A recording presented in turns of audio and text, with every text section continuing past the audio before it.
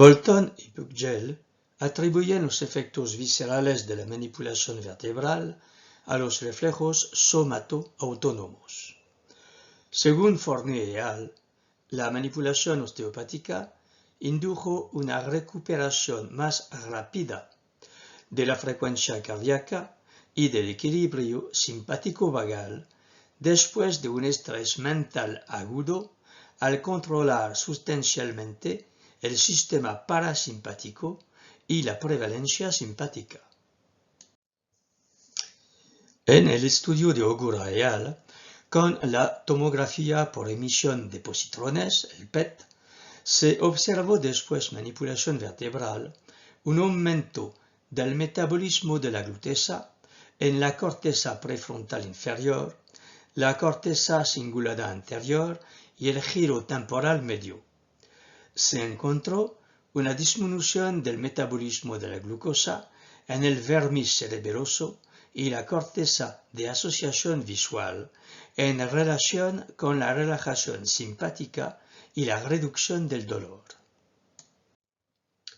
Según Kingston et al., la evidencia apoya una respuesta simpático-excitatoria con las movilizaciones vertebrales independientemente del segmento movilizado. En el estudio de Spark et al., la IRM después manipulación torácica mostró un aumento en las áreas de activación en las cortezas insulares y somatosensoriales. El estudio de Spark et al. Proporciona evidencias que indican que las respuestas corticales en paciente con dolor cervical no traumático pueden variar entre una manipulación torácica con HVT y un placebo. Estas imágenes funcionales de Spark muestran a la izquierda áreas medias grupales de la activación dependiente del nivel de oxigenación de la sangre cerebral, que cumplen el umbral psicohipofisario en respuesta a estímulos nociceptivos dirigidos a la cutícula del dedo índice, A pre y B post HVT, y dirigidas al dedo gordo, C pre y D post HVT. Las imágenes de la derecha muestran áreas medias grupales de la activación dependiente del nivel de oxigenación de la sangre cerebral que cumplen el umbral psicohipofisario en respuestas a estímulos nociceptivos dirigidos a la cutícula del dedo índice, A pre-placebo y B post-placebo, y dirigidas al dedo gordo, C pre-placebo y D post-placebo.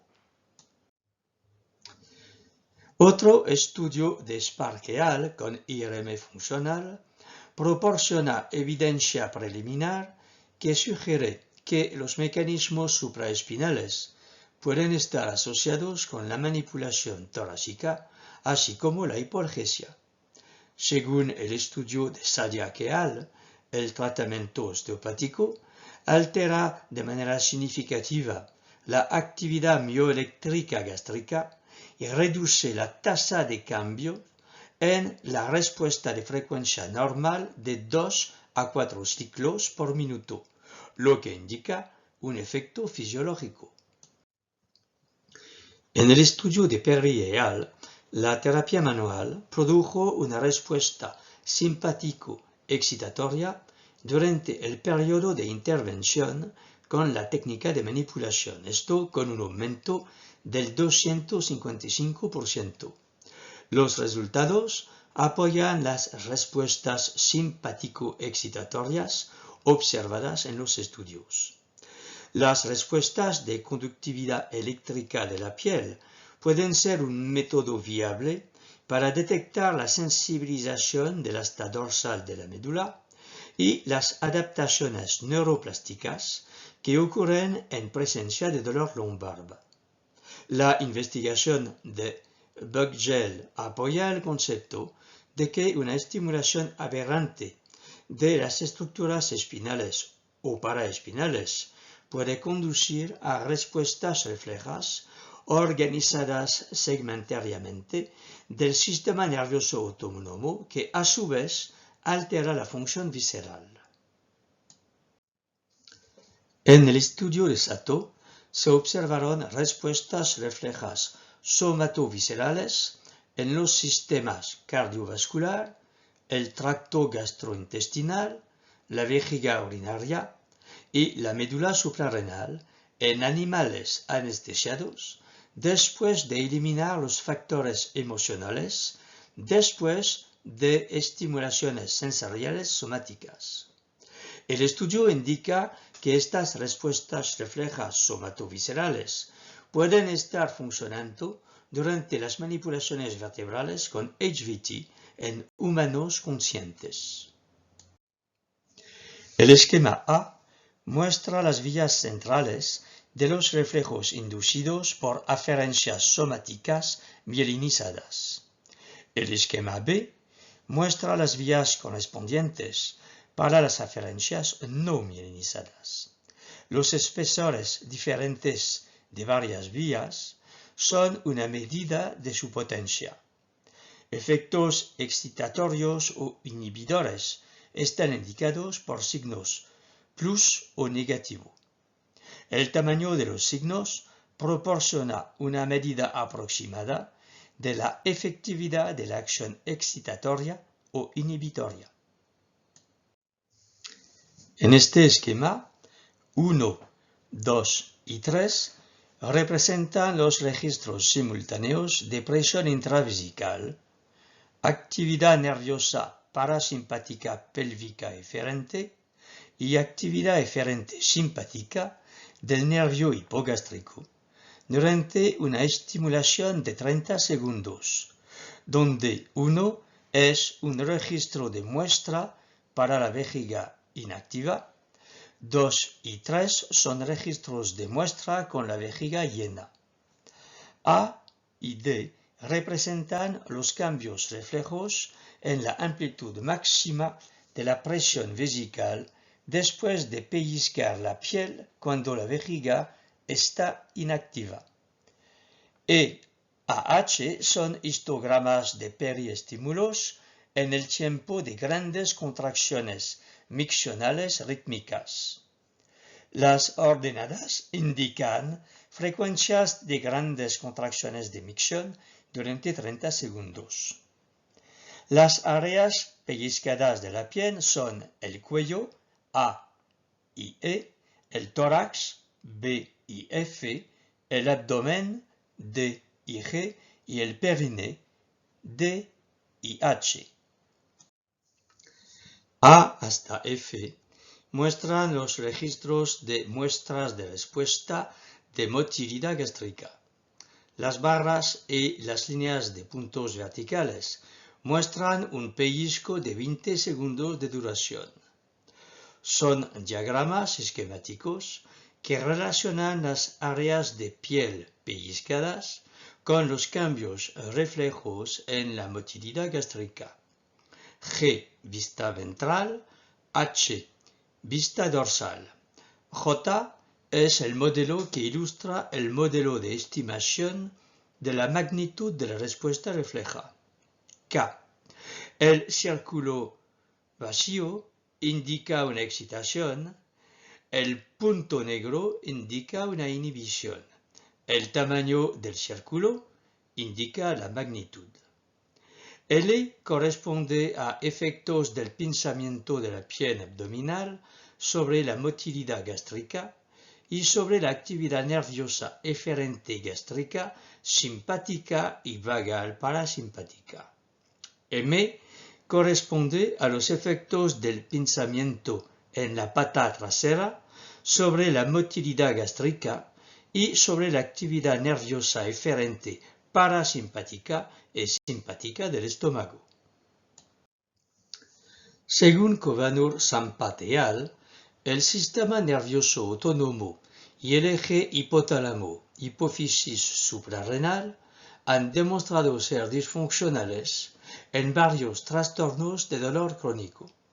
La manipulación vertebral tiene el potencial de ser utilizada como una herramienta para restablecer el equilibrio del sistema nervioso autónomo.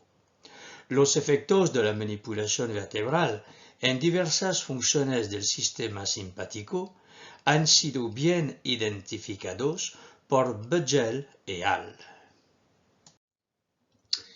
Según Picard, el mecanismo fisiológico común propuesto para estos cambios del sistema neurovegetativo implica una posible influencia en los reflejos segmentarios y extrasegmentarios, con un papel destacado en el sistema nervioso simpático periférico.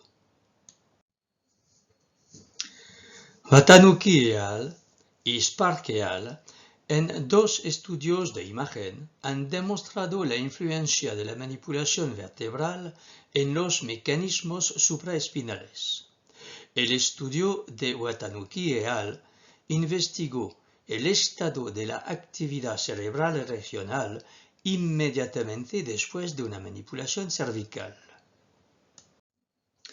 Para varios autores, la evidencia de la manipulación en la función endocrina aún es contradictoria, pero es razonable proponer que la estimulación somática, el thrust torácico, podría producir cambios en la función del eje hipotalámico hipofisario adrenal modulado a través del sistema simpático. El estudio de Roy et al. Indica que los efectos de una manipulación de la columna lumbar parecen notables por los cambios en las mediciones de la temperatura cutánea paraespinal a nivel del E5.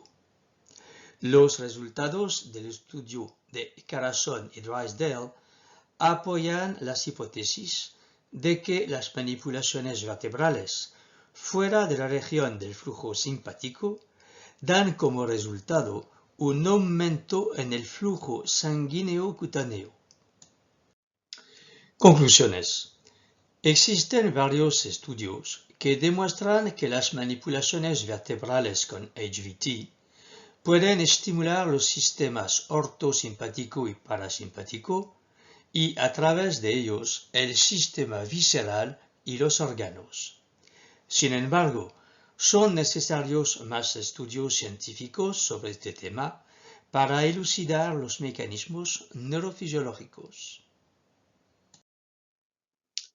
La bibliografía utilizada en esta presentación es la siguiente que les aparece ahora.